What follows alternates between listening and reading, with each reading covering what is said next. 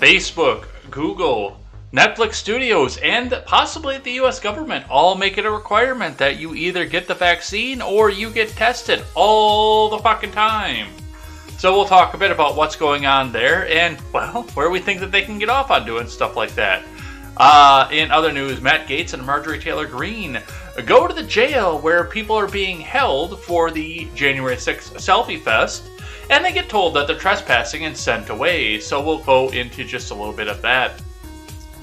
A journalist put out a very interesting tweet suggesting, you know what, I'm not going to tease that because you won't believe me until you see it in black and white. So we'll talk just a bit about what's going on there. And Beto O'Rourke, among others, go on a massive voting march. Plus, on top of this, I never thought that I would have to read these words. Candace Cameron Bure also has to apologize for being too sexy in a TikTok video. I don't know what the fuck clown world we live in at this point, but it's getting clownier and clownier. But we will read the live chat at the end of the program today as well. So if you're just lurking, get at least one message in there so I can read it up on the air. It's going to be all this and more. Hey, hey, hey. Do you trust the plan yet? I'm Jay Edgar, and this is Contemporary.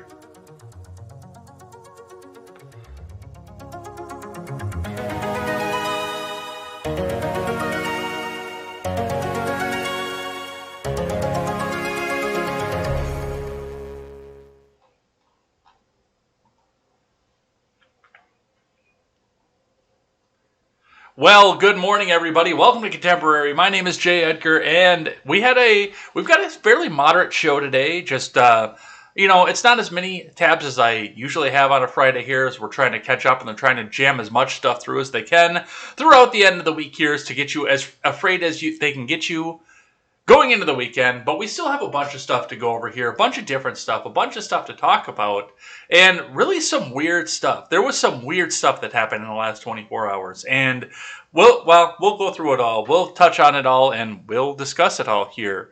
But before we get started, head on over and check out my friends, The Generational Gap, The Daily Ignoramus, The Breakdown with Breckenhoff, The R-Rated Conservative, and The Freckles and Brit Show. Head on out there. Check out all these great programs, these people who have helped the Freedom Scoop Media Group grow to what it is, and hopefully will be helping in the new project as well, coming together, sharing fans, and helping each other support great creators. I know there are a lot of people very excited to help this project get up off the ground. I just talked to Elaine a couple days ago about it, and she wants to see this run up and fly and go the way that I want it to go here. So a lot of great people on board. Go and check out all those great people, help us support great creators. Also, before we get started, today is live chat day, so make sure that if you are just lurking, or if you're a mod, you see that there are people just lurking, let them know to get at least one message into that live chat so that I can get it read out on the air. I've got everybody's name from the week written down so I can say a special thank you. Thank you very much for watching this program.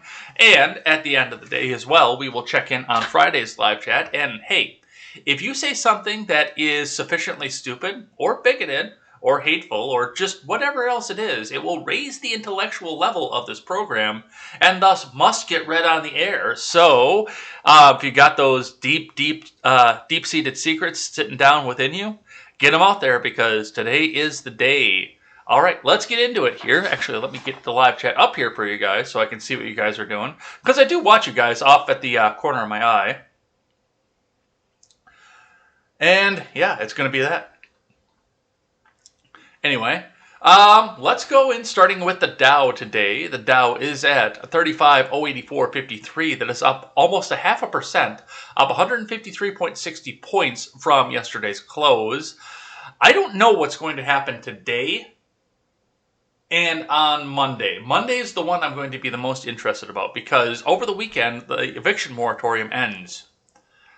And that's going to make a lot of people really interesting and really desperate to either make themselves a way to live, to keep a roof over their heads, to move out and go in with mommy and daddy, who will now have to shell out more money for more food and more utilities, etc.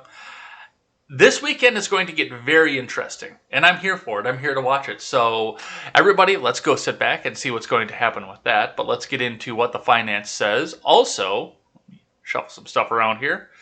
Looking at your Bitcoin had a slight drop off from yesterday, down to 38,715 US dollars and 20 US cents.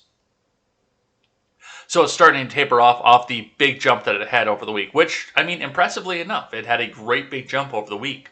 And, well, one of the big things is you might be able to spend your Bitcoin directly, not turn it back into the US dollar before you have to spend it. So that may be what's holding it up. We will see what happens with that and where that goes.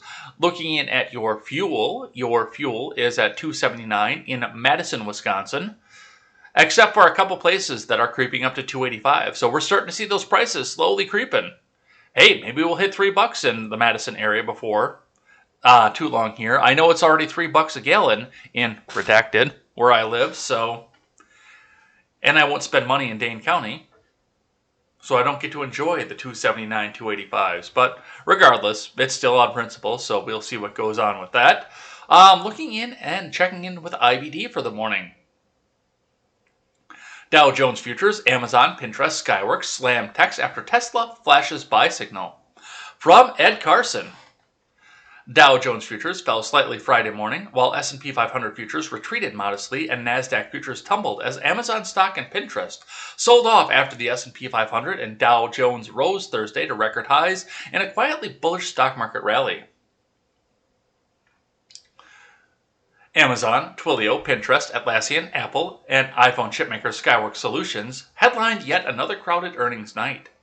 Amazon stock tumbled on sales miss, while Pinterest stock plunged on users, both reflecting shifts away from consumer behavior during the pandemic. Hey, we're going to shift back to the top. Fuck off, IBD.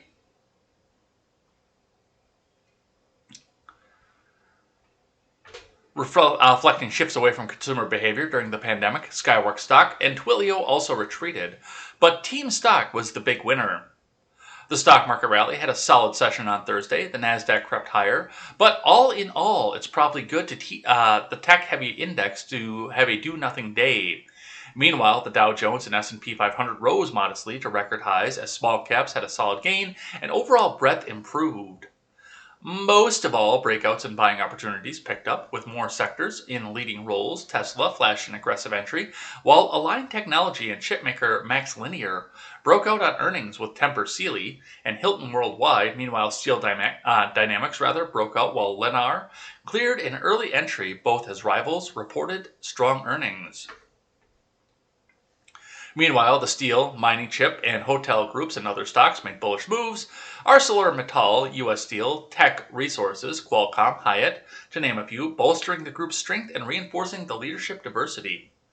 Tesla and Steel Dynamics are on swing trader. Team is an IBD long-term leader. STLD, Steel Dynamics, was Thursday's IBD stock of the day, while Lennar was Wednesday's stock of the day, and Mittal was Tuesday's. On your futures, Dow Futures fell 0.3% versus fair value. S&P 500 Futures slid 0.6%, and NASDAQ 100 Futures retreated 1%. Though that's slightly off overnight lows, Amazon was the big drag on tech futures, with Pinterest, Skyworks, and others falling in sympathy.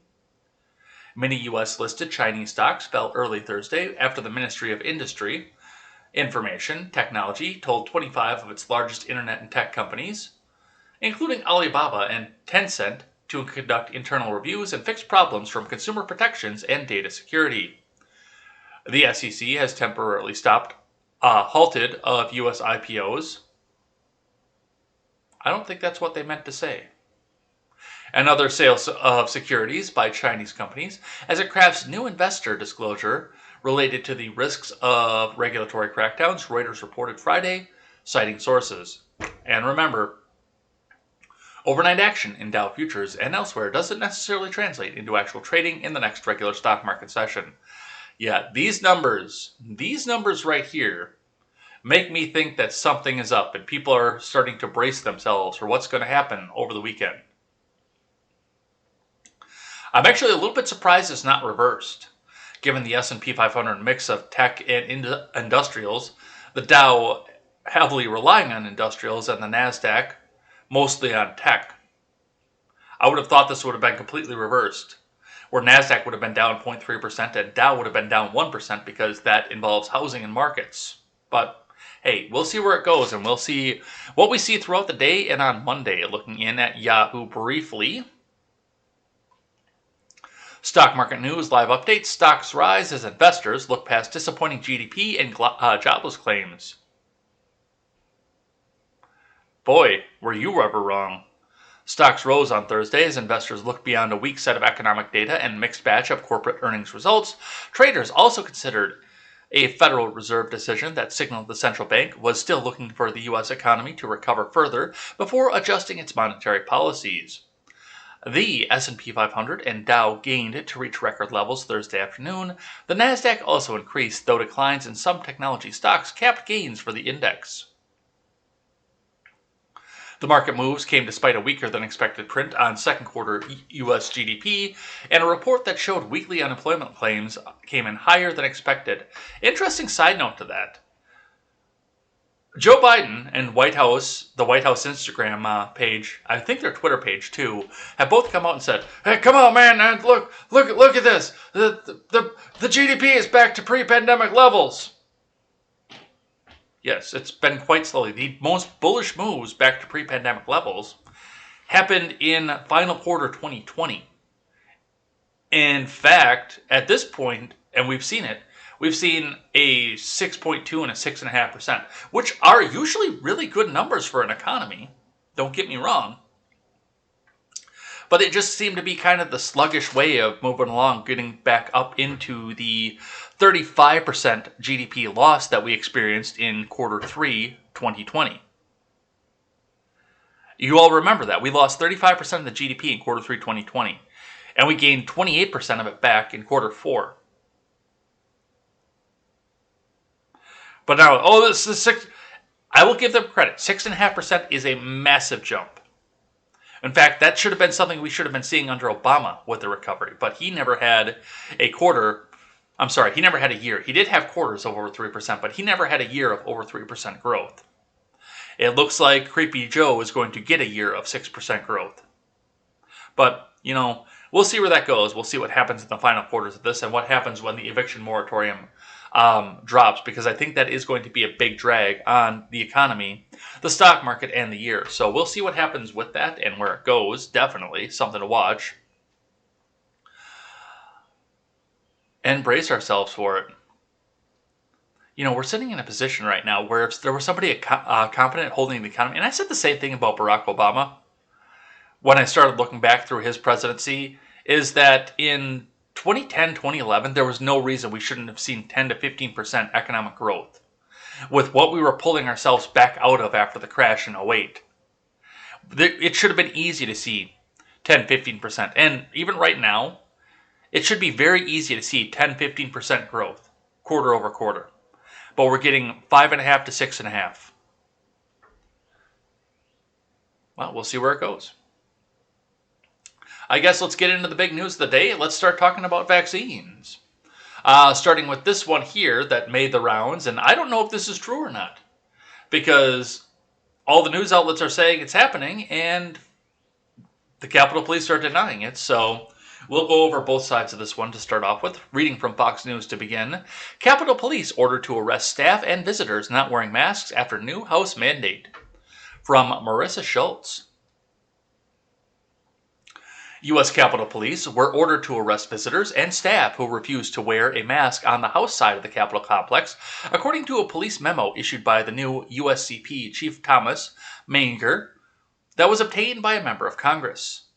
Police were also advised not to arrest members of Congress for failing to wear masks, to report the lawmakers' noncompliance to the House Sergeant at Arms, the memo says. House members have been subjected to fines starting at $500 for skirting mask rules. Representative Kat Kamek got a copy of the memo distributed Thursday morning's roll call from an unnamed police officer. She told Fox News police says she's spoken to, police she's spoken to are very uncomfortable with this new directive that Kamek describes as tyrannical.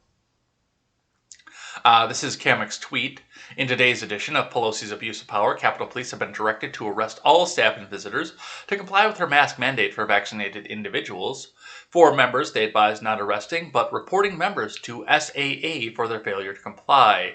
Let's actually blow this up and read some of what's going on here. Bulletin. Wearing of masks mandatory at all times for USCP personnel in interior spaces on Capitol grounds. On July 27, 2021, the Centers for Disease Control and Prevention issued a new guidance that all individuals, vaccinated and unvaccinated alike, should wear a mask in indoor spaces to reduce the spread of the Delta variant of COVID-19. According to the CDC, the Delta variant has become the dominant coronavirus in the United States and continues to challenge aspects of disease control, public health, and the urgency to complete vaccination for unvaccinated individuals. Based on the information, the Office of Attending Physician advised that Congress follow the CDC's guidance to require mask wearing in interior spaces to help reduce the risk of the pinko fucking pox.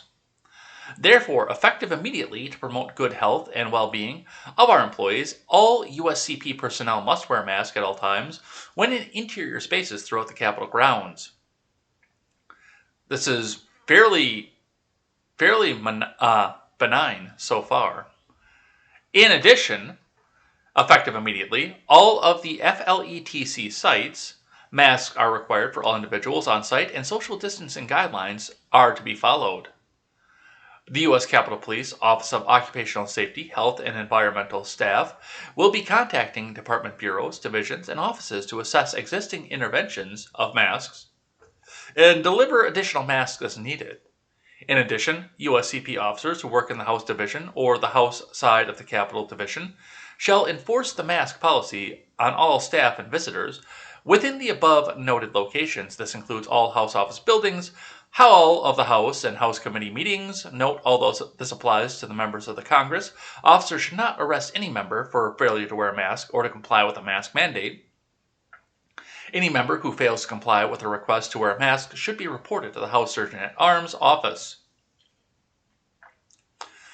If a visitor or staff member fails to wear a mask after a request is made to do so, the visitor or staff shall be denied entry to the House office building or House side of the U.S. Capitol. Any person who fails to either comply or leave the premises after being asked to do so would be subject to an arrest for unlawful entry, DC Code 22-3302. If a staffer who is accompanying a member refuses to wear a mask, the refusal should be noted and reported to his supervisor, who will, in turn, refer the matter to the House Surgeon at Arms. As always, we encourage everyone to continue to practice hand washing, stay home if you're sick, and continue to participate in daily symptom inventory check prior to coming to work.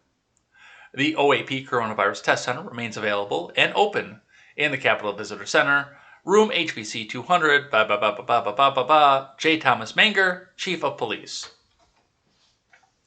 So that is the bulletin that we're seeing. As for the validity of it, I honestly can't say. Not because I don't believe that they could get to this point, but because, everybody has a chance to stand in front of a trial, in front of a jury of their peers, if they have done something egregious. It's not on us to judge the reality of this. It's on a jury to judge the reality of this. It's believable. Yes, it very much is. This is such an overstep of Speaker Pelosi's authority to basically make our Capitol Police arrest staff members and report members of Congress, Kamek told Fox News on Thursday. It's absolutely unconscionable that this is where we're at. Kamek, like many other GOP reps, are up in arms about the return this week of the coronavirus mask mandates on the House. Regardless of vaccination status, the mask rules follow the updated CDC guidance in the wake of the rise of contagious COVID Delta variant and lower than expected vaccination rates. GOP members huddled with Capitol attending physician Brian P. Monahan on Wednesday at the Capitol to express their frustrations with the new mask guidance and argue it's not based on science. GOP members have openly revolted against the mask mandates, especially since it's not in place on the Senate side, and contend it's a politically motivated mandate from House Speaker Nancy Pelosi of California. I cannot comply with this tyrannical order, Kamek said. This is the people's house, not Nancy Pelosi's house. Now, as far as what's going on the other side, that would have to come down from whoever the head of the Senate is. I don't know if that's going to be Schumer, if that's going to be Harris, because Harris is the president pro tempore of the Senate. But we'll have to see where that goes. But yeah, Nancy can only enforce this on the House side. And the memo has made that very clear, that this can only be enforced on the House side. Would some Capitol Police probably jump to go the other direction? Maybe. Maybe. We'll see what happens with that. I want to read here from the New York Post, though. And the reason that I do call this into some question here, because really honestly, they're denying it, so they have their chance to be heard in court. I'm not saying they didn't do it, but they have the chance to be heard by the people, by a jury of their peers. Capitol Police deny arrest threat for flouting Pelosi mask mandate. This is from Stephen Nelson.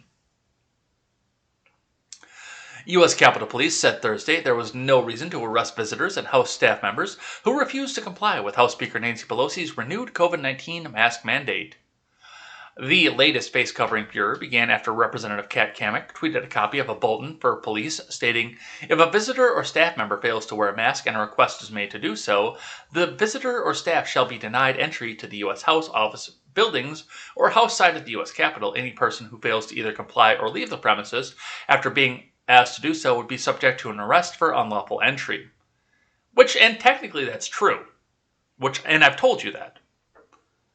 When we talk about, with some people on the more right-leaning side, and some of my friends who have come on and said, hey, you see that mask mandate sign, you go in there, you tell them, fuck your mask. Well, you're trespassing at that point.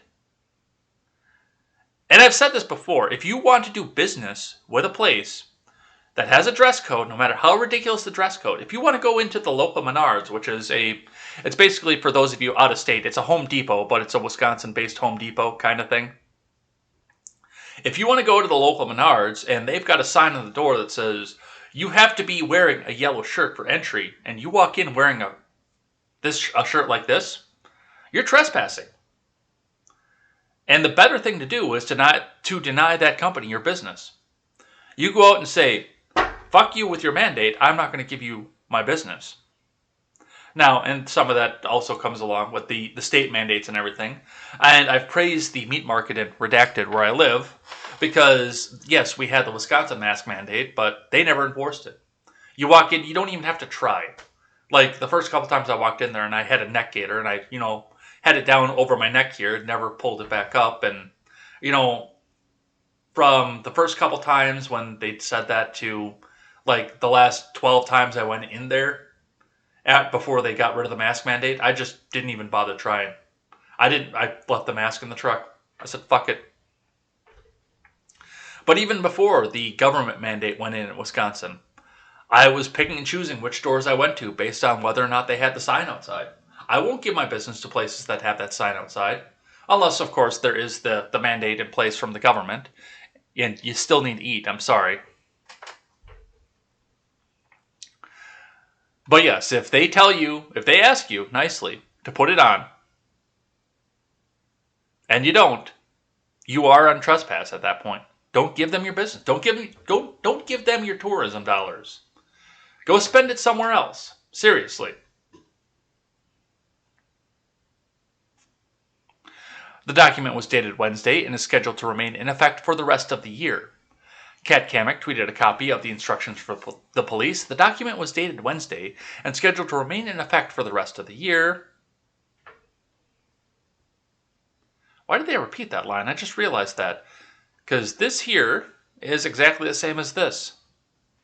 In today's edition of Pelosi's Abuse of Power, Capitol Police have been directed to arrest staff and visitors to comply with her mask mandate for vaccinated individuals, Cammack tweeted. Regarding the House mask rule, there's no reason it should ever come to someone being arrested, Capitol Police said in a statement on Twitter. Anyone who does not follow the rules will be asked to wear a mask or leave the premises. The department's requirement for officers to wear masks is for their health and safety. Pelosi readopted the House's indoor mask requirement on Tuesday, even though D.C. health officials have not done so. Pelosi's decision closely followed the White House move on Tuesday to readopt indoor mask mandates.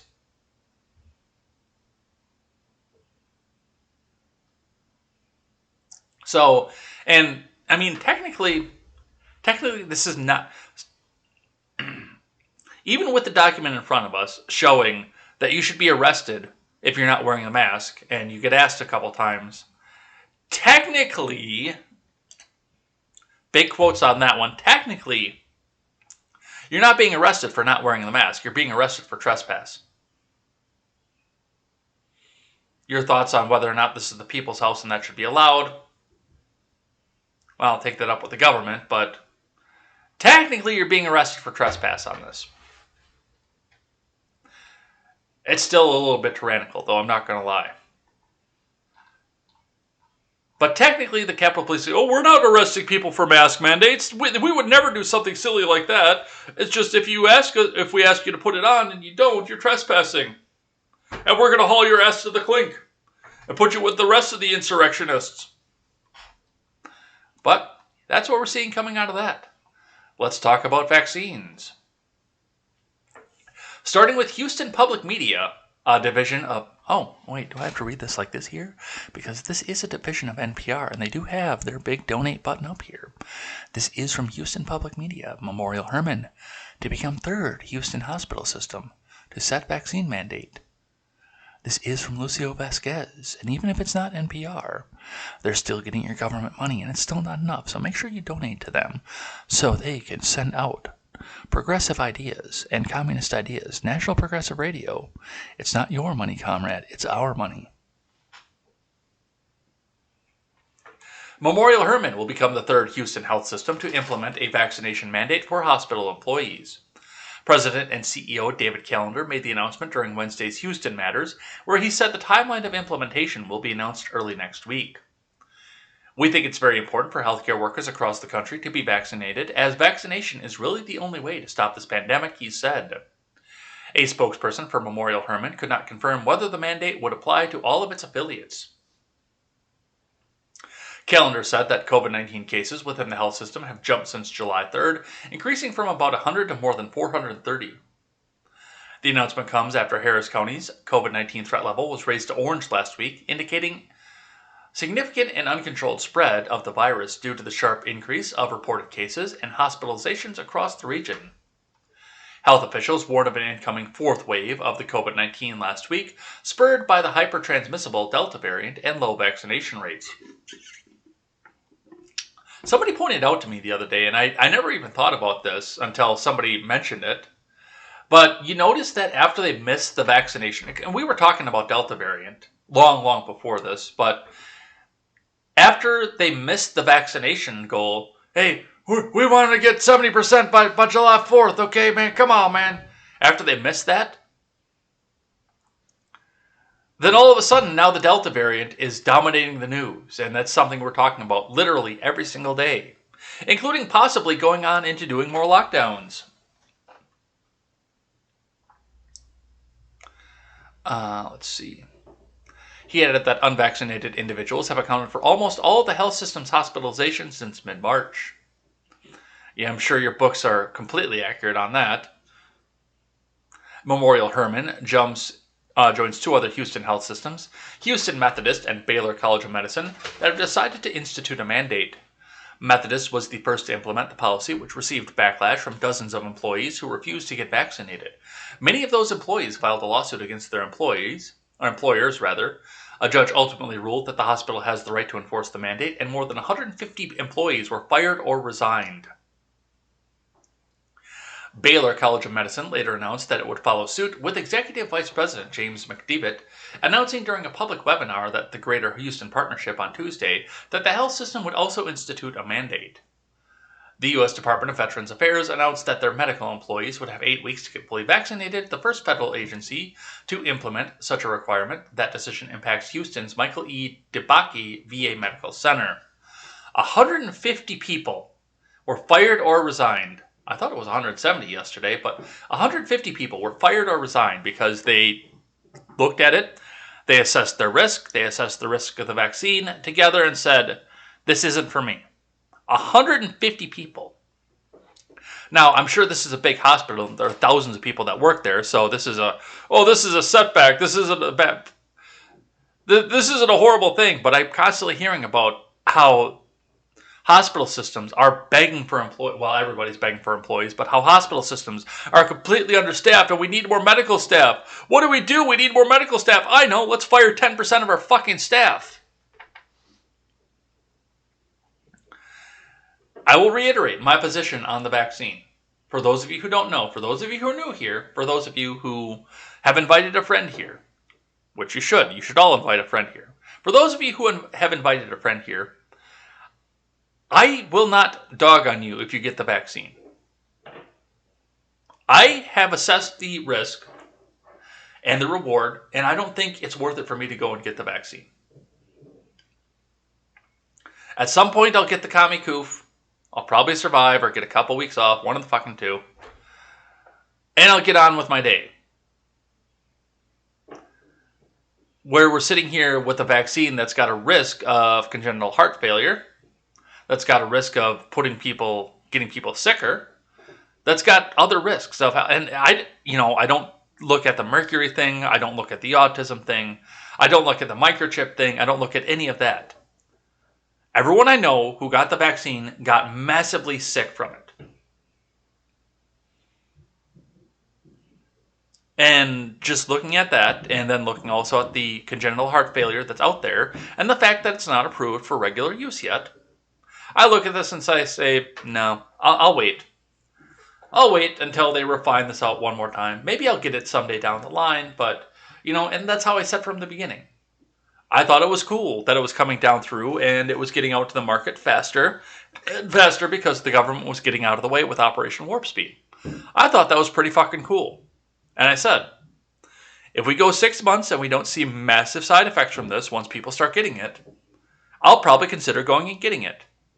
Because I think that's really cool that the free market got out of the way. And then I started seeing massive side effects and I said, nope, I'm out. Fuck that. But the fact that they're mandating here and they're losing staff over it and bragging about it, that just kind of makes me feel a little bit weird inside. All right, let's grab one from IGN. This is awkward, but it looks like you're using an ad blocker. We get it, but IGN can't live without ads. Fuck you. Netflix is the first major Hollywood studio to require COVID-19 vaccinations. From Kat Bailey. With COVID-19 cases surging in the U.S. due to the Delta variant, Netflix is implementing mandatory vaccinations all across the country, or across all of its American productions, rather. It is the first major Hollywood studio to do so. Deadline reports that vaccinations will be required for all actors and any production team members in close proximity. This is following the return-to-work protocols agreed upon by unions and the studios last week. But while the vaccinations are mandatory, Netflix will reportedly be making a handful of exceptions for medical, religious, and age reasons. The mandatory vaccines follow the COVID-19 spike that began in early July. Los Angeles County reportedly reported 2060 new cases and 4 deaths. The surge is being blamed on the Delta variant, which is substantially more infectious than the original strain. New data released by Pfizer suggests a third shot will be strongly boost protection against the Delta variant, and also boost profits to Big Pharma. In the meantime, shows throughout Hollywood are being disrupted by the surge. Bridgerton, Westworld, American Horror Story, and Woke have all had to pause production at one point or another due to a COVID scare. Here at IGN, we've assembled some ways that you can help amid the ongoing pandemic. You can find more information here. I have less of a problem with this because this appears to be an agreement between Netflix and the union. So the only people who are going to be against this are going to be the ones who won't do so because they're too young, or because they're religious, or because they have a health condition to do so. And then they've got a medical card from their doctor to keep doing this. But otherwise, everybody involved with this agreed, or they wanted to get out of the union in the first place. Your union members agreed. They went to the company and said, hey, union people, go tell the company we cede, we'll do this. I still think it's mildly ridiculous, but I have less of a problem than I do with other big ones where they come out and say, you will get it. Otherwise, you shall not work here. This does look like everybody came back and agreed to this. So, you guys do you. Let's grab another one here from NPR for you guys. Google and Facebook mandate vaccines for employees at U.S. offices. This is from Bobby Allen. NPR. National Progressive Radio. Make sure you donate. And if you get halfway through the article and you didn't donate yet, they will ask you again. They have no qualms about it because it's not your money, comrade. It's our money. National Progressive Radio. Give us that money. Let's see what Bobby Allen has to say.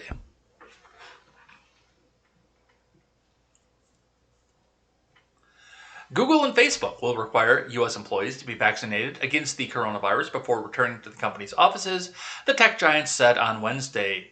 In a blog post, Google CEO Sundar Pichai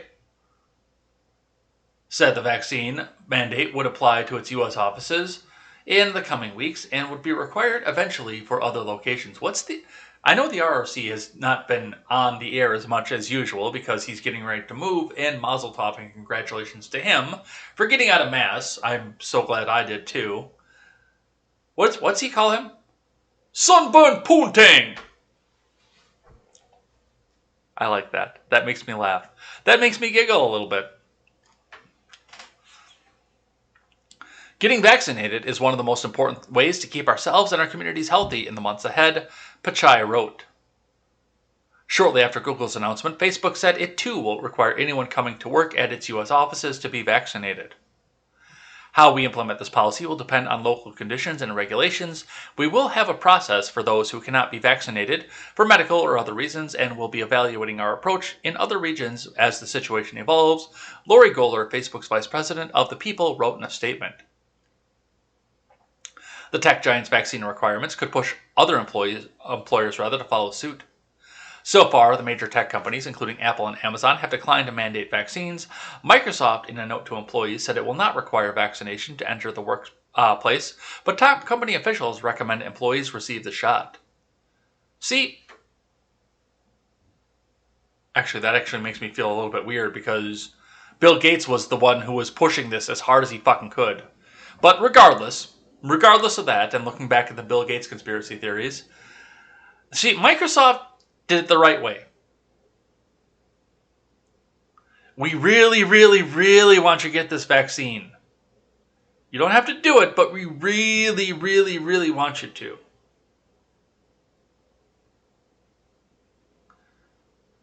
But Facebook and Google, you will have shot now to come in building. Pichai also said Google would push back on the return to office date for most of its 144,000 employees from September to mid-October as the Delta variant of the pinko fucking pox spreads. Other tech companies have announced similar delays. In his blog post on Wednesday, Google's Pichai said he was very encouraged to see very high vaccination rates among Googlers. This is a big reason why we felt comfortable opening some of our offices to employees who wanted to return early, he wrote. As the pandemic took hold last year, the tech industry was one of the first to send employees back home to work.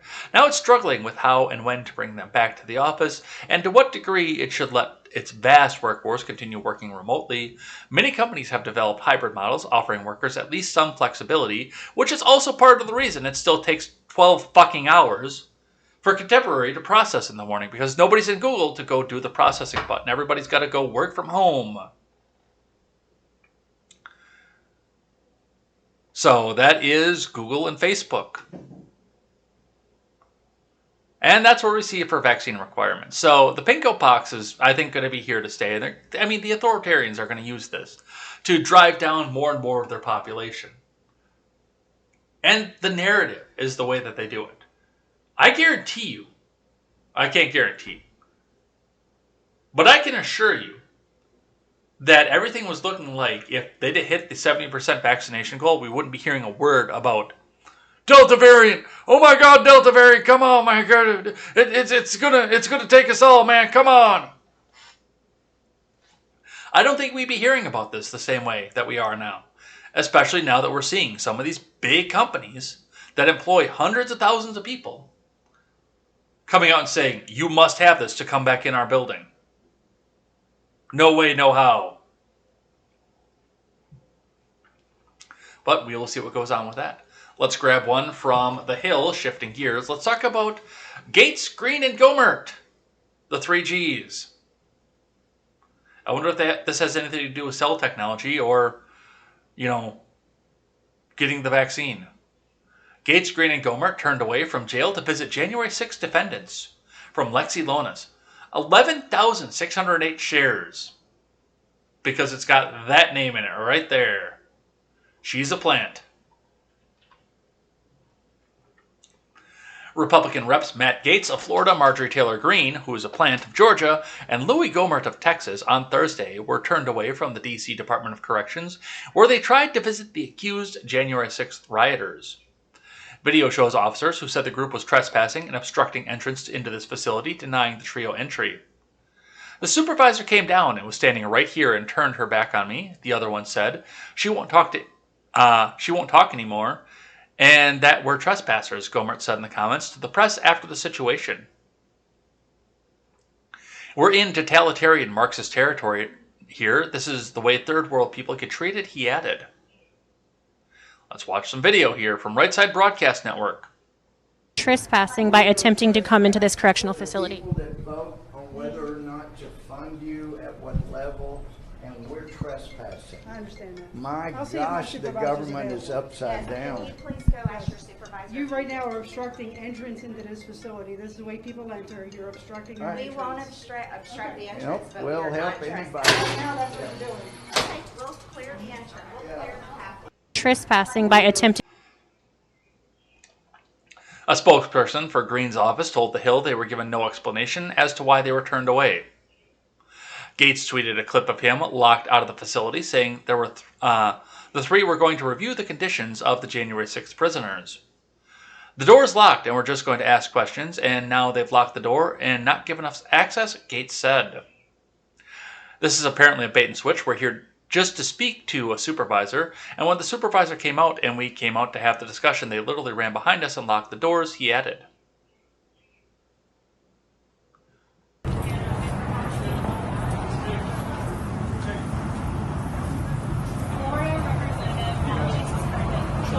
What if I put the mask on? Yeah, sure. Put your mask on. I'm an attorney here to see a client.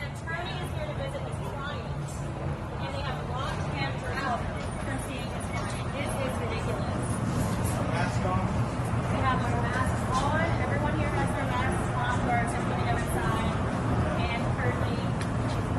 Congressman? Yeah, the door's locked, and again, we're just here to ask questions, and now they've locked the door and have not given us access. This was apparently a bait and switch. We are here just to speak to a supervisor, and when the supervisor came out and we came out to have that discussion, they literally ran behind us and locked the doors. Oh, now so they got that their we backs would have the opportunity to present our identification and seek a review. This is a rare time under this administration where prison is used to lock people out Because they instead don't of lock want to know people what's in. happening They don't want inside. to come Apparently, they don't want people to know what's happening inside. Which, and I mean, if everything is true that we're hearing about these things that are going on in the prison, then I can understand why they wouldn't want the press in there to see any of this. Of course, the government's not going to want some transparency off of this, but it appears from what we've seen, they claim they went in during visiting hours. I don't know if that's true or not because I don't know what the visiting hours are for the D.C. Area. You know, they went in masked up. So I don't see what the problem is unless, once again, there is something they're trying to hide. I know that, the Department of Corrections may have something to hide. I know that they've turned senators and representatives away from the border facilities where they're going in trying to visit, trying to get press in here. In a press conference after the incident, Gates said the representatives are concerned about detainees are lacking access to evidence and concerned about their treatment, which is why they showed up at the facility to get the tour. Every day in America, people are locked in prison. It's not every day that people are locked out of a prison, which is what happened to multiple members of Congress today. We have two principal responsibilities: to appropriate funds and to conduct oversight. How does the Biden administration expect us to participate in the representative republic when they deprive us of access to information that would inform our oversight work and our appropriations decisions?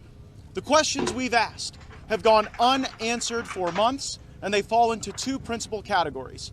First, are their defendants, as a consequence of their conduct on January 6th, being deprived of access to potentially exculpatory evidence? We have seen that the FBI has a history of animating criminal conduct. That is precisely what happened in Michigan, and it may be what happened on January 6th as well.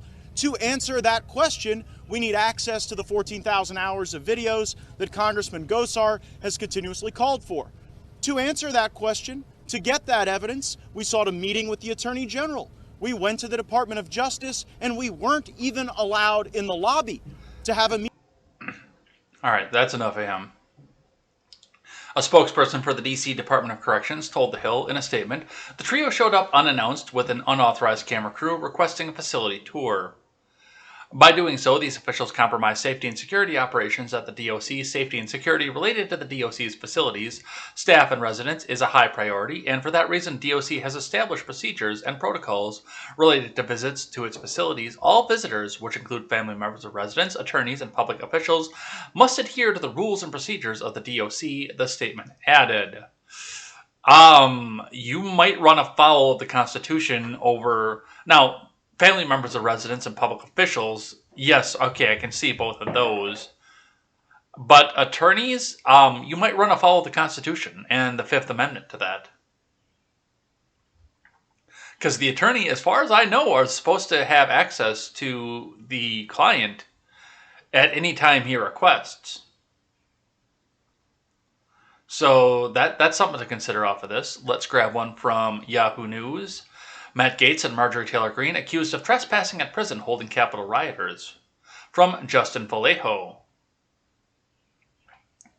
A group of GOP lawmakers was turned away from a D.C. prison as they attempted to inspect the conditions of the Capitol rioters in custody. Gaetz and Greene were among the group, warned that they were trespassing and obstructing the entrance to the correctional facility. The pair live tweeted their attempt, along with Louis Gohmert and Paul Gosar. Oh, it's 4G. To make contact with prisoners held on charges related to the Selfie Fest.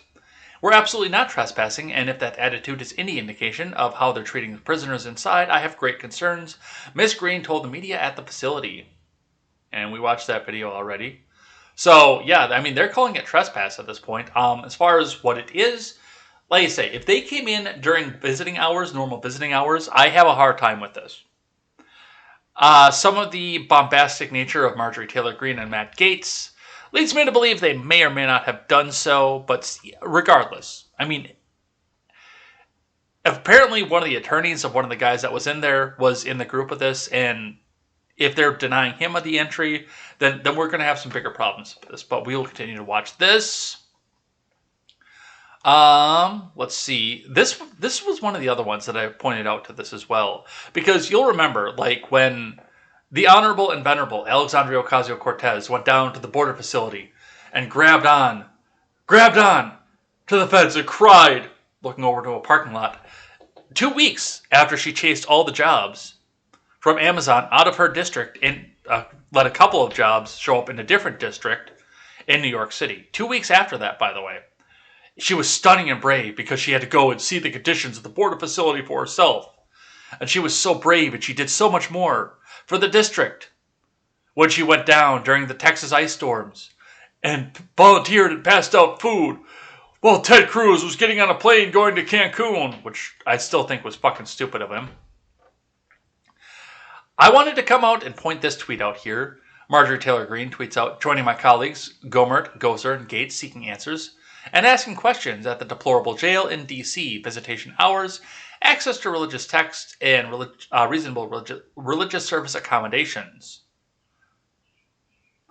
And M. James comes out and says, so you're advocating for prisoners not in your district for better conditions? So basically, we're coming out here and pointing out the fact that it's okay when Alexandria Ocasio-Cortez runs down to Texas. It helps the poor people affected by the ice storm. But if Marjorie Taylor Greene wants to go do something in D.C., well, pay attention to your district first. It's fucking clown world, you guys.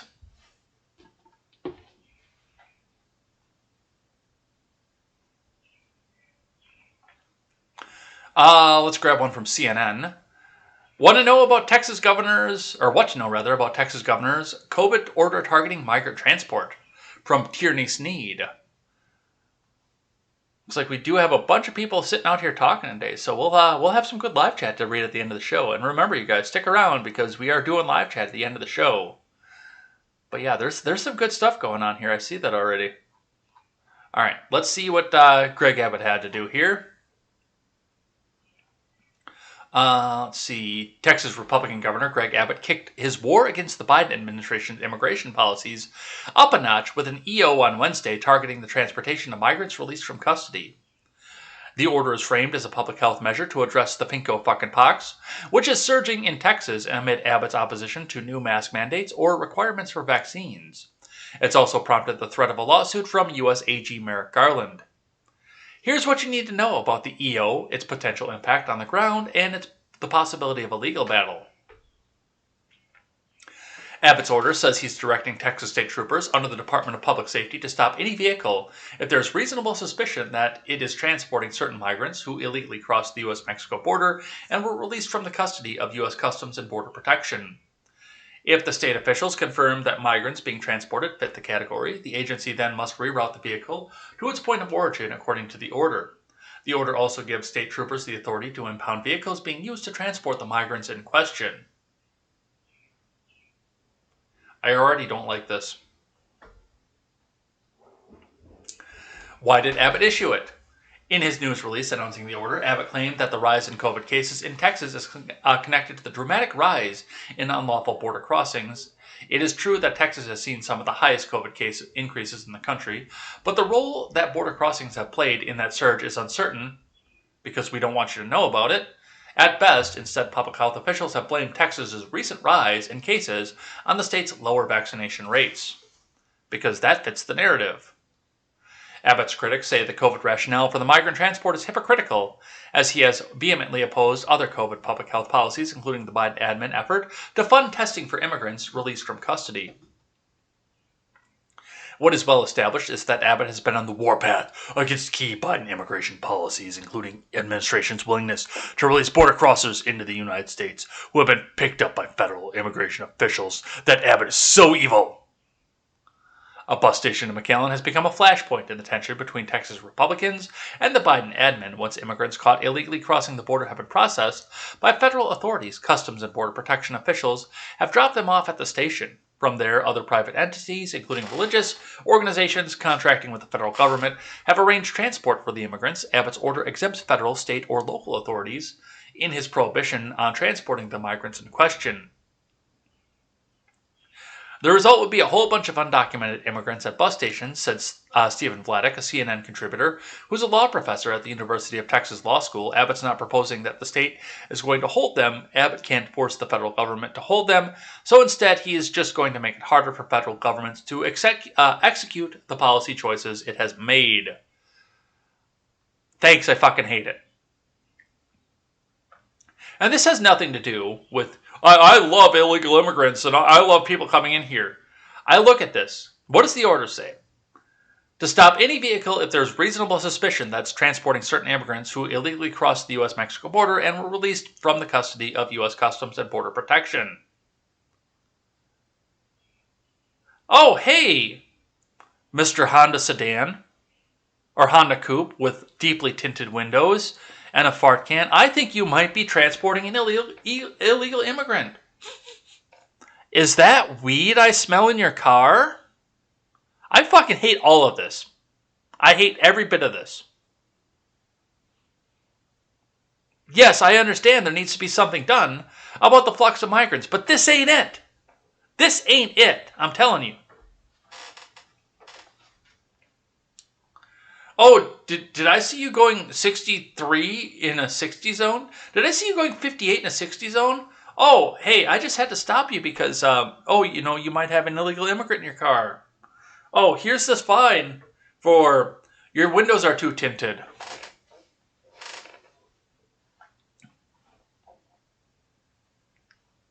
I hate every bit of this. I hate every ounce of this.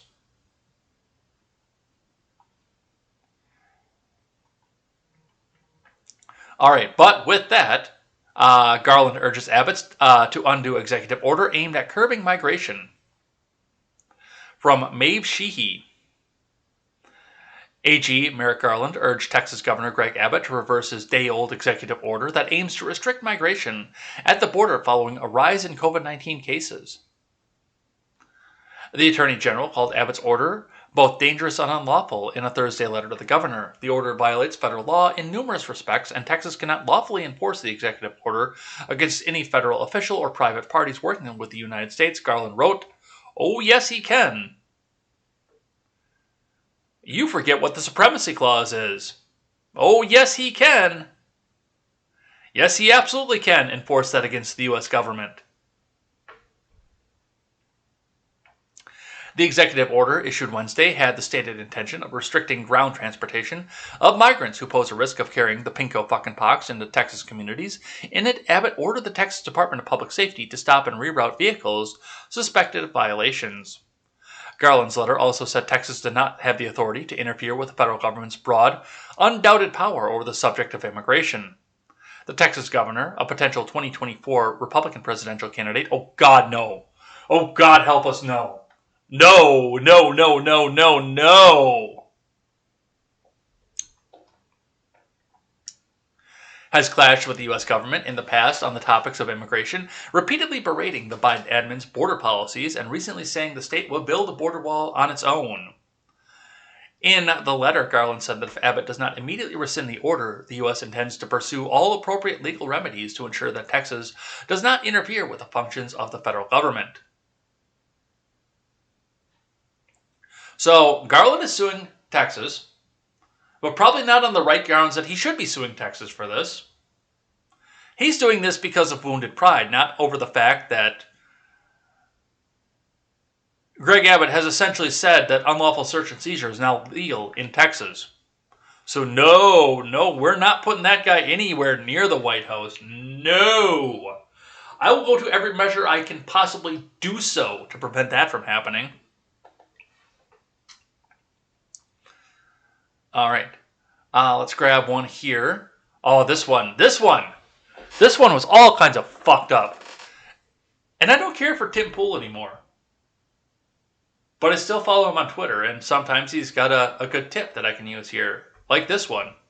Tim Pool tweets out, "They gotta test the water somehow. Post shit like this and wait for the reaction, then take it down if it goes too far. Now she's justifying it, saying she just meant consent. Bruh, she wants porn for kids, don't forget it." Because Flora E. Gill, in a since deleted tweet,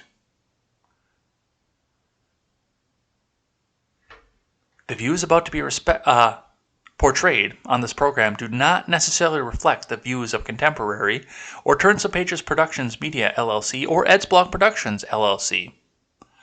The views are the property of the original tweeter in and of herself all alone. Flora E. Gill tweets out, "Someone needs to create porn for children, hear me out. Young teens are already watching porn, but they're finding hardcore, aggressive videos that give a terrible view of sex. They need entry-level porn, a softcore site where everyone asks for consent and no one gets choked, etc."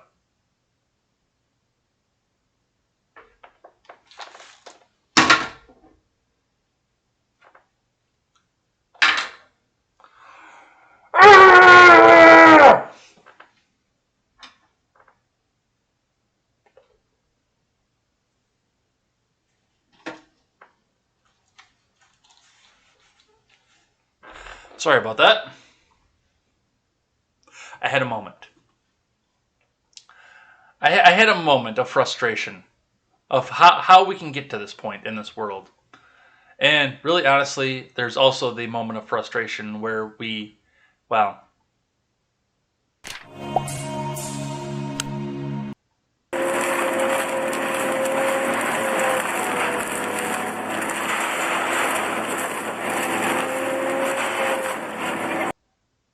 To the wood chipper.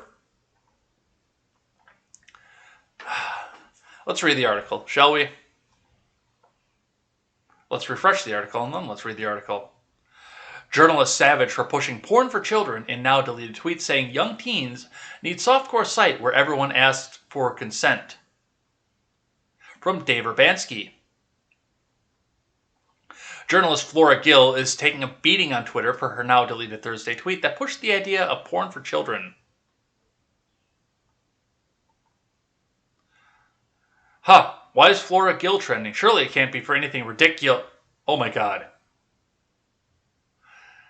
Gill, a London-based writer for the likes of GQ, The Sunday Times, and The Evening Standard, and the daughter of UK politician Amber Rudd, whose press department I'm sure is screaming right now, wrote that someone needs to create porn for children, hear me out.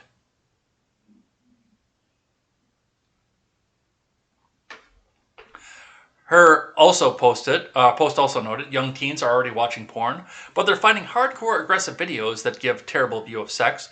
They need entry-level porn, a softcore site where everyone asks for consent and no one gets choked, etc. Soon after, however, Gill said she deleted the tweet before it picks up steam so as to avoid getting swept into another Twitter cesspool. Obviously not an actual solution, but it's a real problem, she added. Everyone take a deep breath.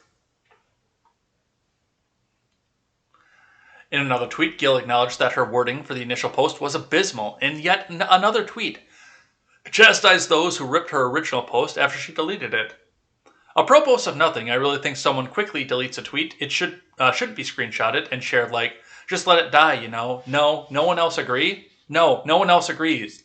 That was horrifying, the fact that you put that. And the fact that you tried to delete it. Oh, no, it's like it never happened. Fuck off. Fuck all the way off. Here's another tweet on the subject that many said Gill also deleted. A lot of people talking about the Florida Gill tweet, but the now deleted tweet follow-up was even funnier. To clarify, children means under 18. I'm talking about 14, 15, 16-year-olds.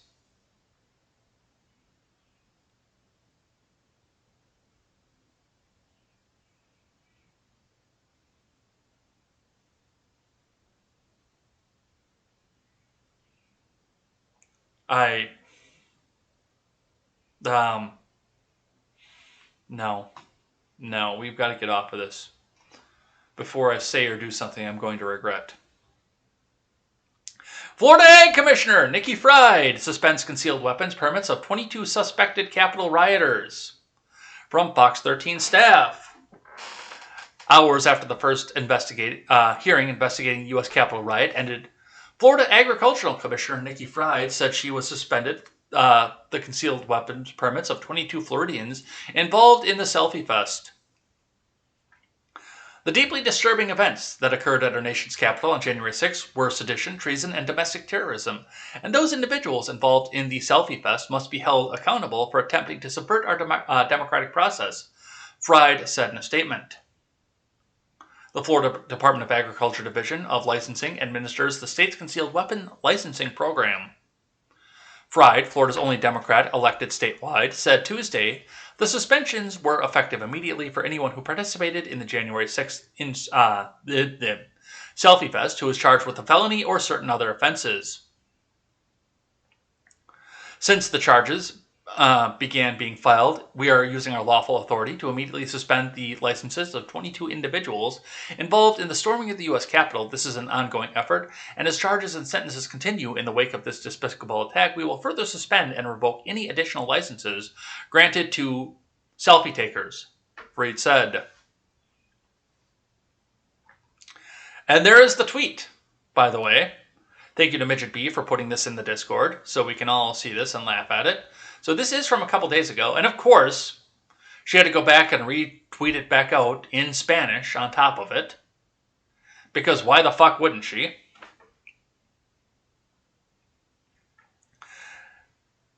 And as Midget B pointed out in the Discord when they were talking about this, we also have a ton of people in here simping for her over this. Oh, yes, Slay, yes, you just take those weapons away from those evil Trump supporters. They've done so much wrong. Take them away. Yes, Slay Queen, you're going to own the Trump people. John Rigsby, I'm a two-way liberal. Tyranny can rise here. Trump is proof. Our founders understood. You're not a two-way liberal. You're a fucking dick sucker. Yes, these criminals should not be in possession of weapons. Thank you, Nikki Fried. This is how you lead. And Laura Witt, who is a great follow over on Twitter, by the way, at LauraWitt32. Follow her if you don't already. Do you know that revoking CC permits doesn't mean they can't still own and possess guns? Of course you don't understand facts. All you understand are knee-jerk emotional reactions. And that is it. All she can do, that's all she can do from her office, is suspend their CCW permit. She can't take away their guns until they've been convicted and run under due process. She can suspend the permit because she's the one that's in charge of that, and she probably won't be for very much longer, by the way. But no, she can't take their weapons away. The federal government has to do that. So this is a minor win. Now they just have to wear it openly.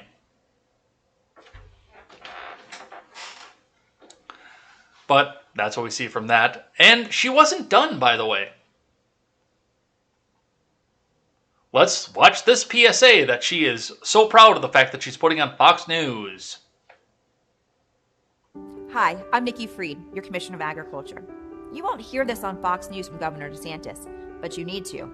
Sean Hannity, Steve Doocy, and your family doctor all agree vaccines will save your life, your job, and our economy. Even Donald Trump recommends getting vaccinated. Think about it. The greatest generation had to defeat the Nazis to preserve our way of life. You're only being asked to get a shot. So, be a patriot, turn off the TV, and go get vaccinated. Hi, I'm Nikki Fried, your Commissioner of... No. Fuck off. Reading from Orlando Weekly. Florida Agriculture Commissioner Nikki Fried to run pro-vaccine PSA on Fox News.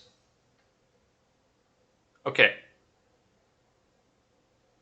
If you didn't need greater evidence to stop watching Fox News because they hate you just as much as fucking CNN does, here's your evidence right there. Because somebody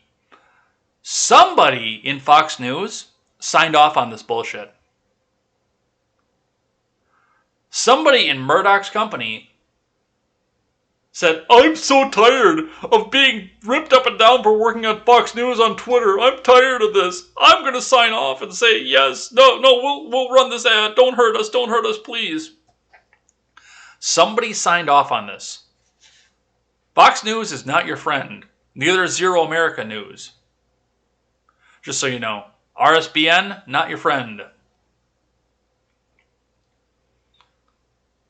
They're also my direct competition, but they are not your friends. Somebody signed off on this. Florida Agriculture Commissioner Nikki Fried will run a PSA on Fox News, urging Floridians to get vaccinated. You won't hear this on Fox News from Governor DeSantis, except you're literally hearing this on Fox News. But you need to. Sean Hannity, Steve Doocy, and your family doctor all agree. Vaccines will save your life. Fried says in the clip. Even Donald Trump recommends getting vaccinated. Fried goes on to appeal to viewers' patriotism, comparing the sacrifices of the greatest generation to the ease of getting the COVID-19 vaccine. Be a patriot, turn off the TV, and get vaccinated, she says. The commissioner has been an outspoken critic of Governor DeSantis' disastrous handling of the coronavirus pandemic and plans to run against the governor for his seat in 2022, according to Fried. The ad will play statewide on July 30th.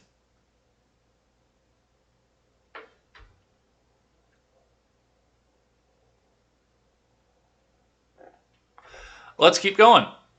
We got just a few more. And by the way, you guys get those last minute messages in because I'm reading and we're going to read this live on air in just a bit. Let's get through these last few here. 2, 3, 4, 5, 6. 6 more. 6 more and then we're done. And then it's your time. PG&E criminally liable for Zog fire, Shasta County DA says. Author, staff at ABC 10. The Shasta County District Attorney says the Pacific Gas and Electric Company is criminally liable for causing the 2020 Zog fire. The Zog fire was sparked on a windy summer afternoon on September 27th when a pine tree was blown down, striking a PGE distribution line. U.S. District Court William Alsup, who supervises PGE on probation, has already determined the company caused the Zog fire with safety violations. 4 people were killed in the fire and more than 200 buildings were destroyed as the fire scorched roughly 56,000 acres in Shasta County. Exact criminal charges are still being formulated. Right now it's unclear if the DA plans to prosecute PGE as a corporation or if they would prosecute management. Those charges could include manslaughter or possibly even murder. I don't think they'll get murder.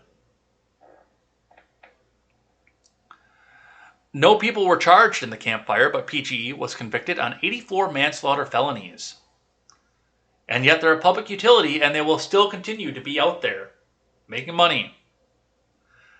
Shasta County District Attorney Stephanie Bridget plans to file criminal charges against PG&E by September 27th, the one-year anniversary of the fire.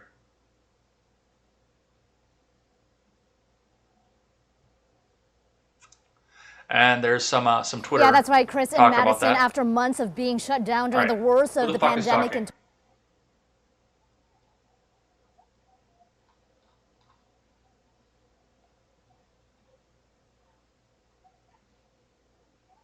Shut up, you. Somebody started talking in my ear, and it was a news anchor.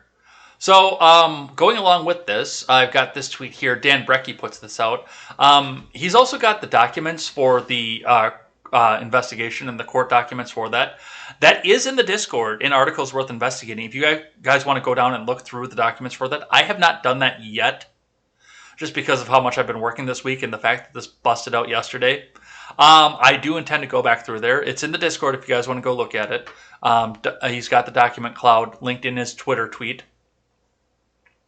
But just a screenshot up the top here. Northern District of California, San Francisco Division, U.S. versus Pacific Gas and Electric Company. Defendant response to order requesting information on Dixie and Bader fires. Honorable Judge William Alsup presiding. So that's definitely probably going to be an interesting read. I'm looking forward to it, and if you guys want to read the document, I have made it available to you. Show me the documents.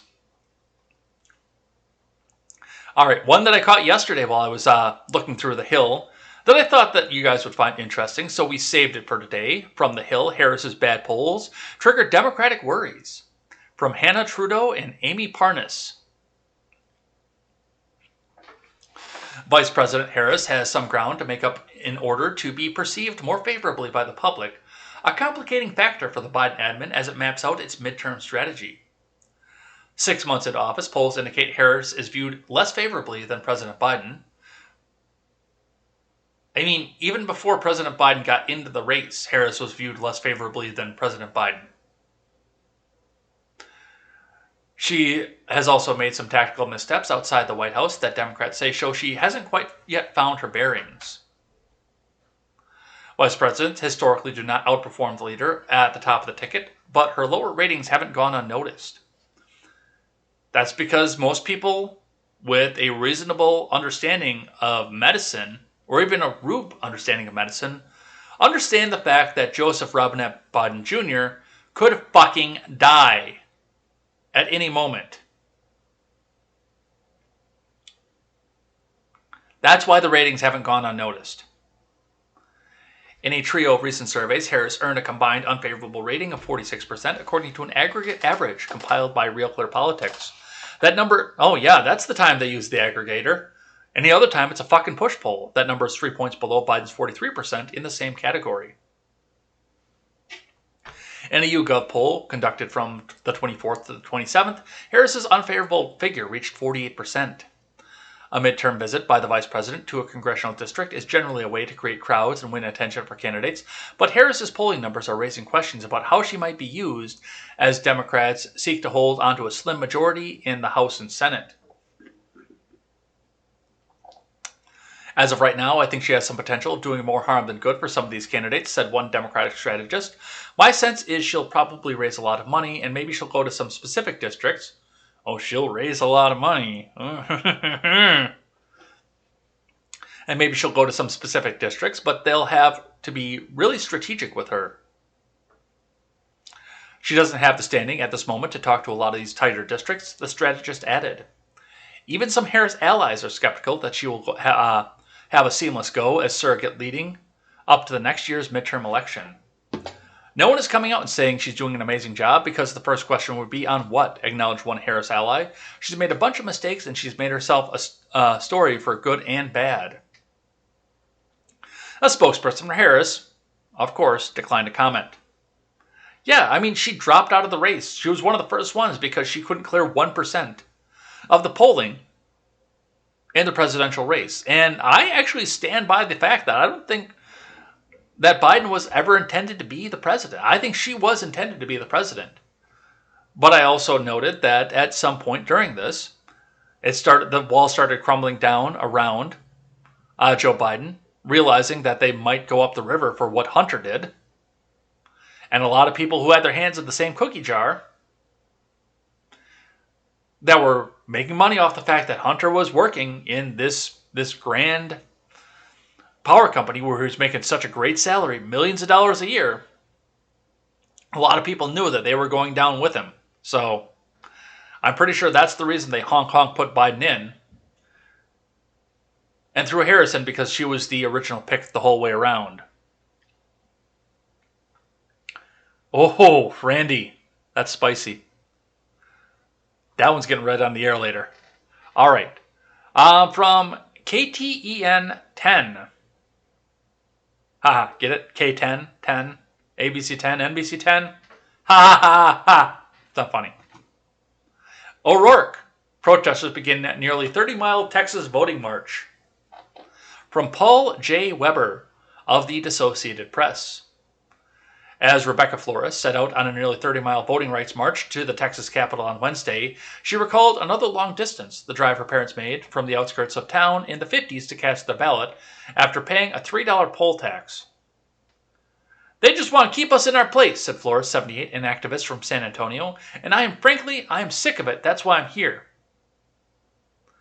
As far as protests go over tighter voting laws, the march in Texas that began with more than 100 people shuffling out of a suburban Austin church parking lot before dawn is not the largest. Organizers say they limited the size over COVID-19 precautions and asked participants to show proof of vaccination. But it was laden with symbolism and political purpose amid a GOP push to enact restrictions following former President Trump's false claims. Editorial that the 2020 election was stolen. Black church leaders and Democrats set off down the road in the 3-day demonstration, making comparisons to the Civil Rights era and the landmark Alabama Voting Rights March from Selma to Montgomery in 1965. The new movement is an extension of that fight, they say. Republicans have angrily rejected comparisons to the new laws as Jim Crow-style restrictions, because they're not. The added ID requirements, limits on mail voting and drop boxes, and new controls over local elections officials are meant to protect against fraud and restore confidence in the system. They said there was no evidence of widespread fraud in the 2020 election. Honk, honk, honk, wink. No evidence whatsoever. Most popular president in history, more votes than even Barack Obama, the charismatic. Oh, you know, I'm gonna give you free stuff, okay? And 6:44 Shut this morning. The fuck up. PG&E faces.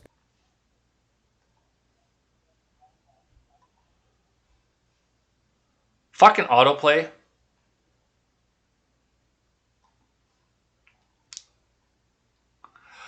Anyway, going on to this, the reason that this story even crossed my radar, not necessarily something that, this wasn't put on any of the aggregators that I put on.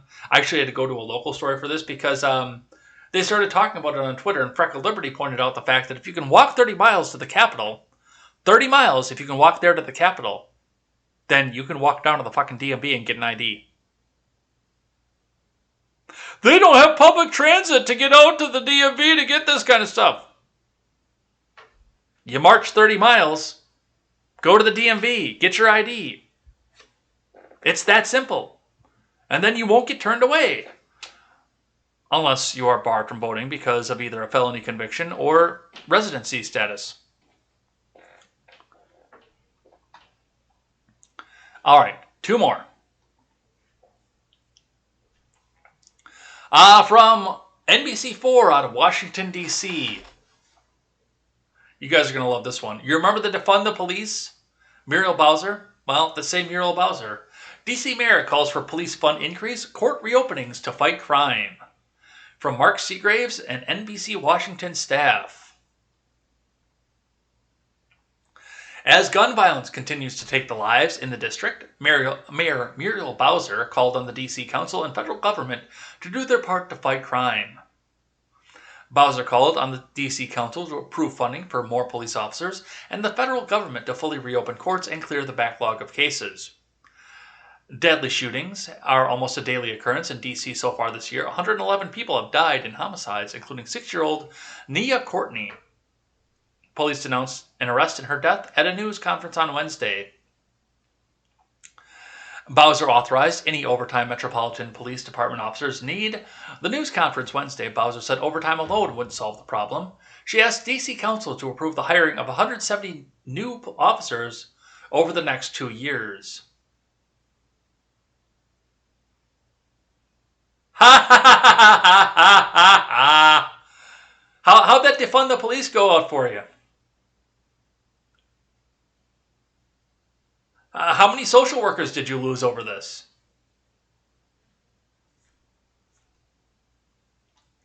A police budget reduction of $15 million in fiscal year 2021 harmed police recruitment, she argued.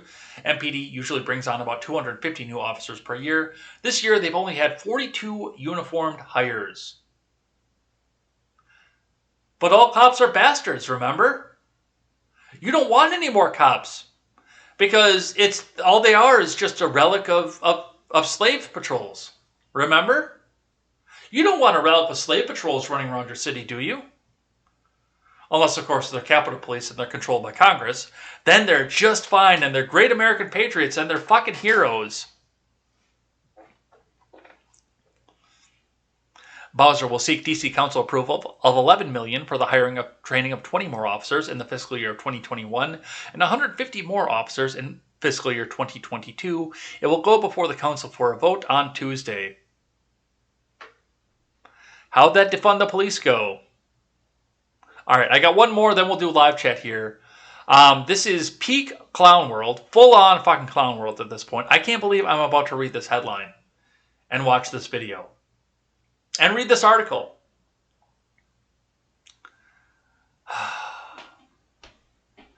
Candace Cameron Bure forced to apologize for sexy and seductive Holy Spirit themed Bible video.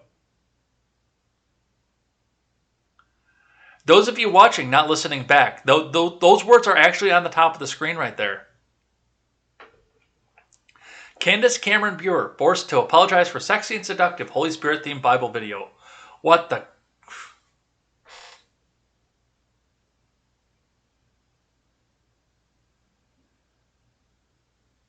I have no words for this.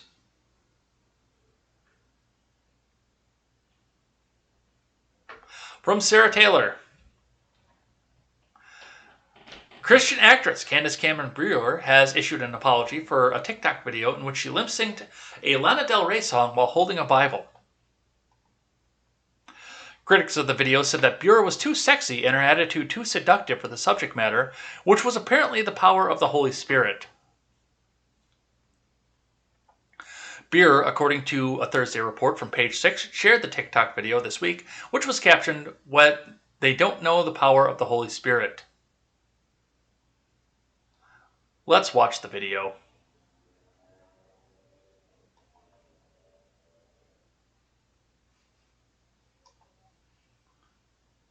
Let's turn the volume back on first, and then let's watch the video. I'm a gangster too, and it takes two to tango.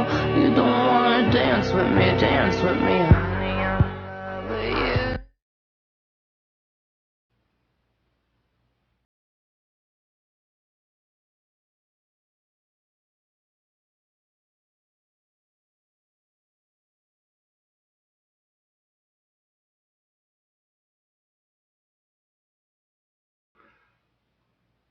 Yeah. Bure lip-synced Del Rey's Jealous Girl, featuring lyrics such as "Baby, I'm a gangster too, and it takes two to tango. You don't want to dance with me, honey, I'm in love with you." In the video, Bure straightens her hair, smiles, and reaches for her Bible and shows it off to viewers. In an ephemeral Instagram story video, Bure addressed the controversy and said, "I usually don't apologize for those things, but a lot of you thought it was weird, and I'm sorry. That was not my intention." Oh my Lanta. I was using a very specific clip from TikTok and applying it to the power of the Holy Spirit, which is incredible, she said. And so many of you thought that I was trying to be seductive, which clearly means I'm not a very good actress because I'm trying to be strong, not sexy or seductive. Buer added that her 22-year-old daughter, Natasha, Jesus Christ, she's old enough to have a 22-year-old daughter? That kind of means that I'm almost old enough to have a 22-year-old. Jeez, what the fuck am I waiting for? Natasha Buer made a video with the same audio, and that she decided to do her own version of it with the Bible in order to talk about the power of the Holy Spirit, which she says nothing can trump.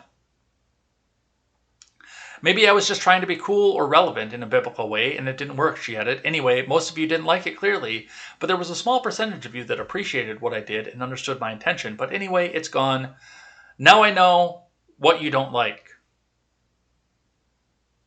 Yeah, I think that was a little bit too far.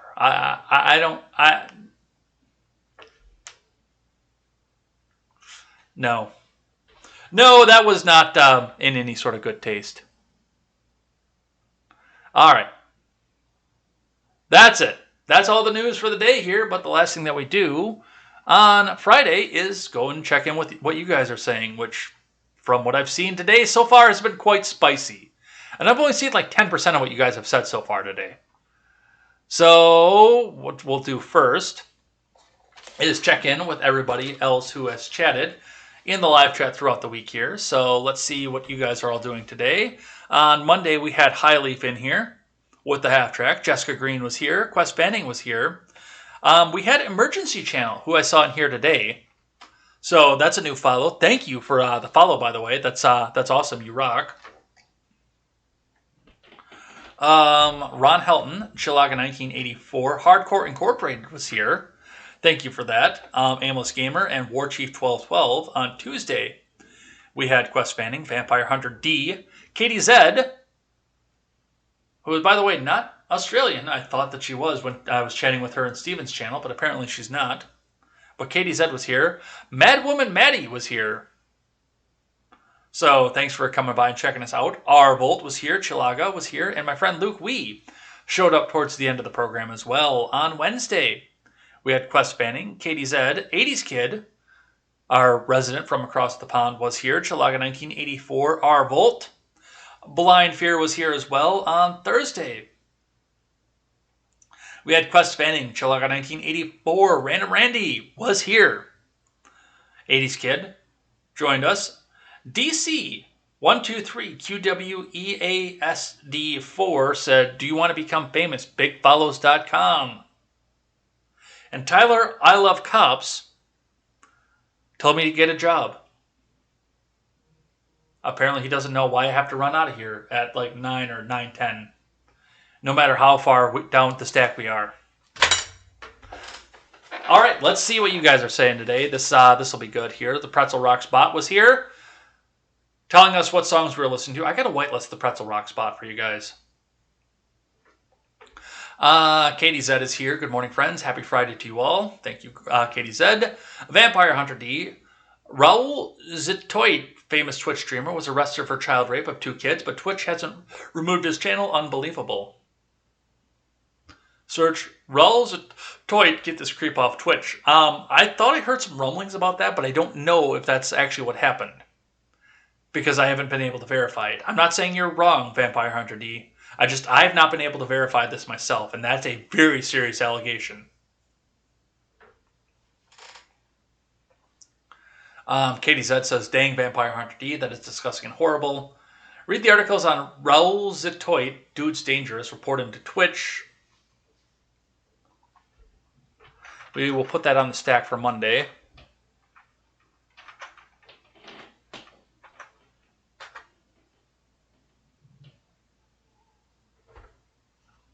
Oh, it's Rolzito YT. It doesn't look like there's a lot of news on this. I don't see a news tab or anything, so I see his Twitch channel. Might be because he's from another country, because it looks like his Twitch channel is also in French. So there may be some regulations on France on putting the news story out there. I don't know. I'll look into it. Let's see. Arvolt is here with the all-seeing eye. Katie Zed says, checking stock prices every day makes me crazy. Along the same kind of crazy as weighing myself every day. Yeah, but I do also want to see. I'm learning from this because I knew nothing about stocks when we started this. When I started doing contemporary and when I started checking on the markets right after the market crashed.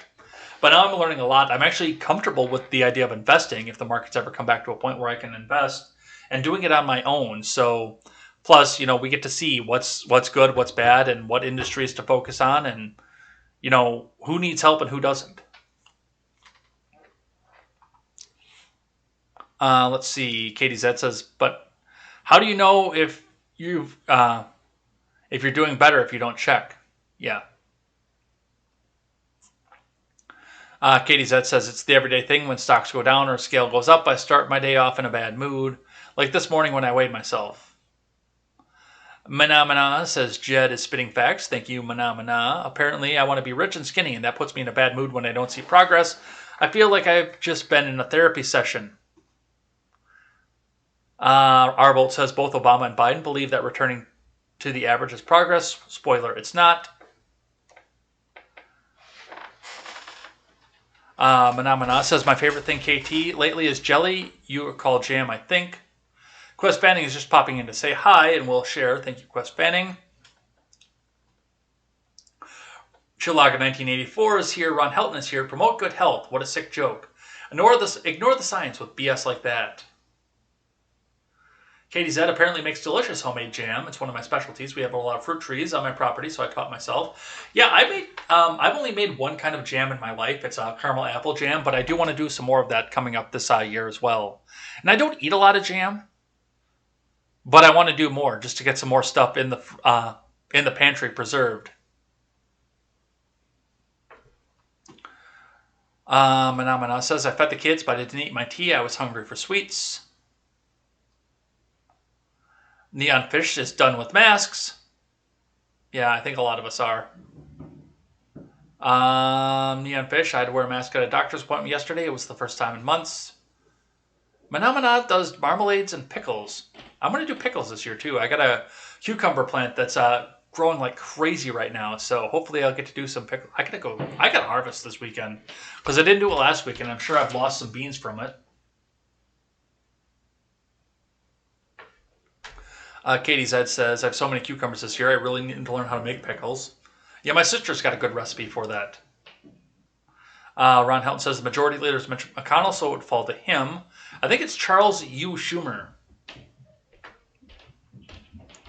Quest has got a few minutes to listen on the crosstown bus.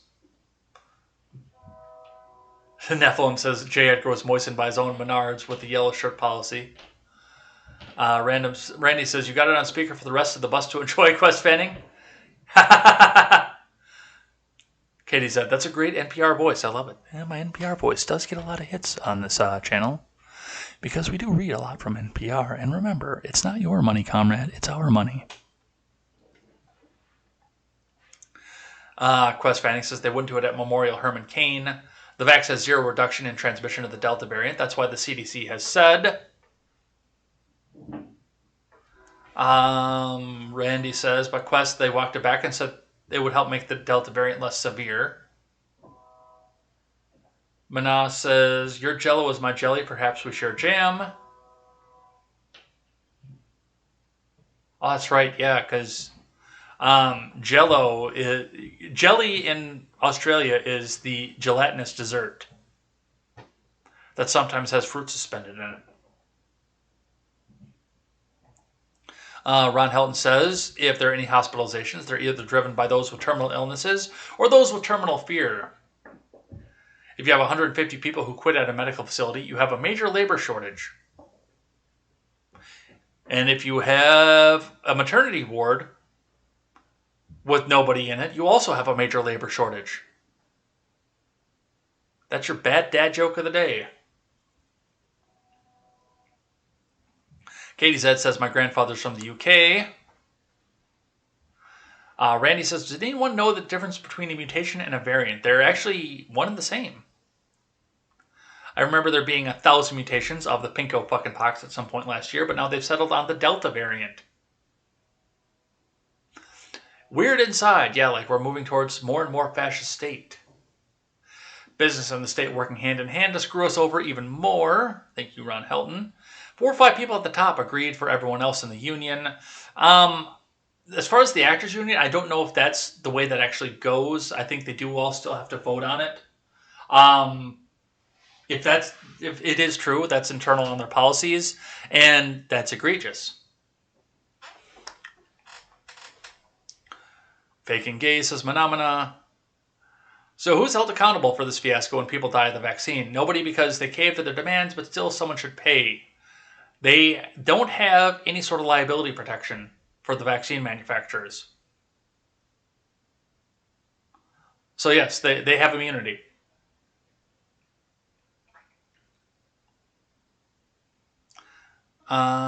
Katie Z says, the head of HR at my company called me yesterday to ask if I reconsidered getting the jab.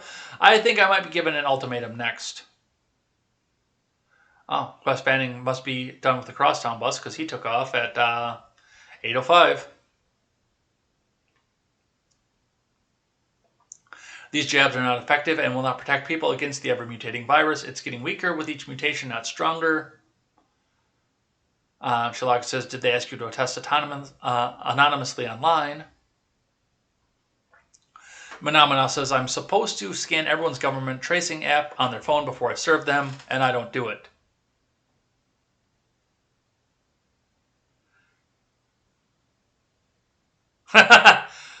Mana says, chill Gaia, I'm not insulting America anymore. You guys get mad at me.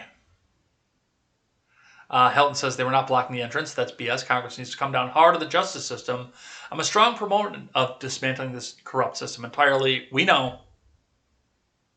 Run by corrupt legal guild and government employee parasites. We know you're a strong proponent of that, Ron. I think everybody who watches this channel knows that. Getting locked out is crazy. Sherlock says, all these nations suck. Say what you want. Katie Z says they're obviously drinking the blood of the children behind these locked doors. Come on, man. Ron says, yeah, they have something to hide. Locking people up for politics is un-American. There was no selfie fest at January. It's a political show of power, very shameful. If anything, most of the people who were there in January are guilty of simple trespass. At the most, those who the police let in are not guilty of anything. There are a few people who will get assaulted for that, too. I don't think that any of the interruption of government process is going to stick as much as they want it to. I think we're going to see a few assaults, a lot of trespass, and a lot of people walking. It's the same nonsense that's happening in Hong Kong right now, apparently.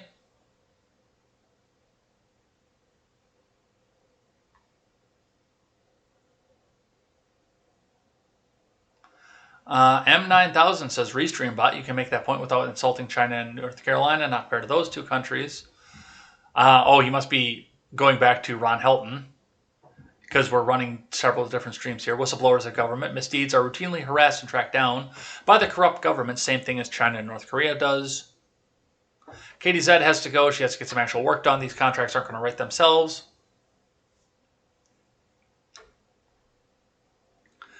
Katie Z, that dang Restream bot is at it again.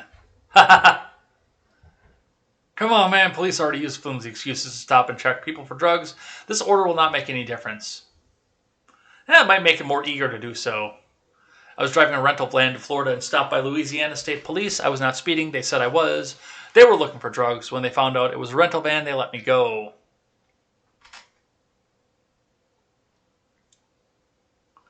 Manamana says, but Jed, you called us right-wing nut jobs. I remember. I don't remember doing that. Don't go easy on this lunatic. K.S. Casper wants us to become famous by followers, primes, and viewers on bigfollows.com. I hope somebody popped that bot. Let me see.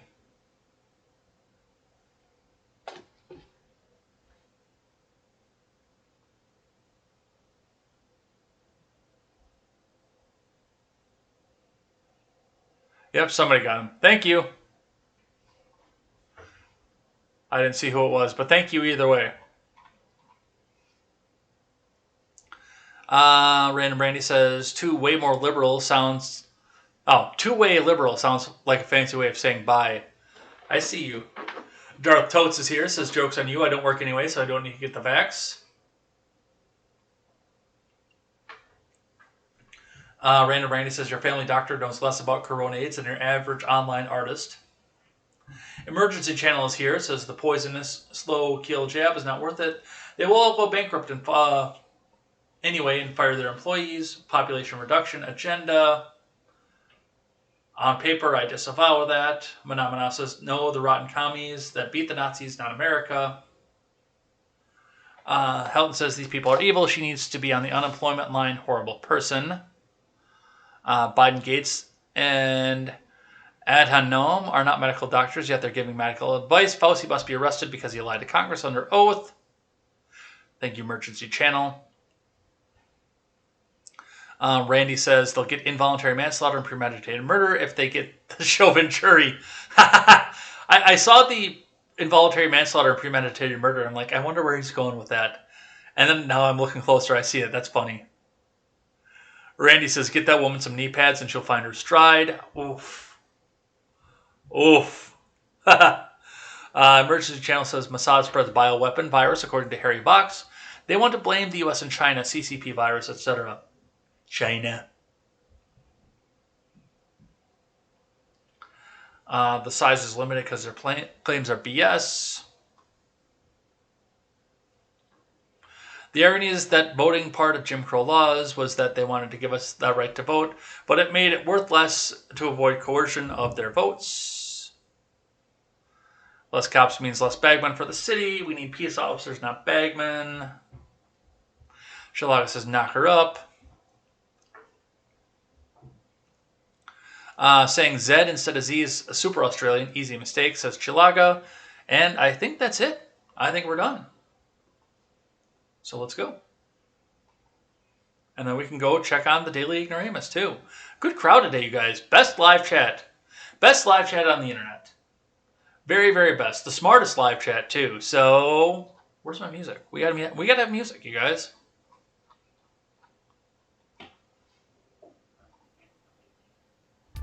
All right, so thanks everybody who came by and hung out with us in the live chat today and throughout the week as well. Thanks everybody. Thinking right now of having a Ed Talk tomorrow, just because I haven't done it in a while because we've been so busy getting the kitchen set, getting the kitchen prepped, getting the kitchen repaired, plus the vacation and everything else. So I think we're going to come back and do that. I think we need to. Plus, we might not do it just because on Sunday, actually, I might be going in and starting in on a live stream too, because we're going to be returning gaming to the Ed's World channel. So watch for that as well. Watch for announcements for that. We might even have it just chatting up tonight while I do some play testing here. And I mean, you guys are welcome to come into the live chat and talk with me as well. I'll call it just chatting. That way we're not going to be expected to start back up from the beginning. But yeah, come back and hang out with us. I do have to leave work early, but I also do have another podcast that I'm going to be on. I'm going to be on with Remzo Martinez, and watch the channel for details on that as well. So we're going to head out of here for the day. Thanks everybody who came by and checked us out. Those of you on Twitch, stick around. We are going to go and check out my friend Steven Ignoramus as soon as the title card flashes. So come and hang out for that. That's going to be a good time. And otherwise, we will be back here on Monday for more contemporary and the Red Net Show. Pending guest, not found yet, so check that out and hang out for that. That's going to be a fun time, and we will see you then. Until then, I am Jay Edgar, and this is Contemporary. Take care.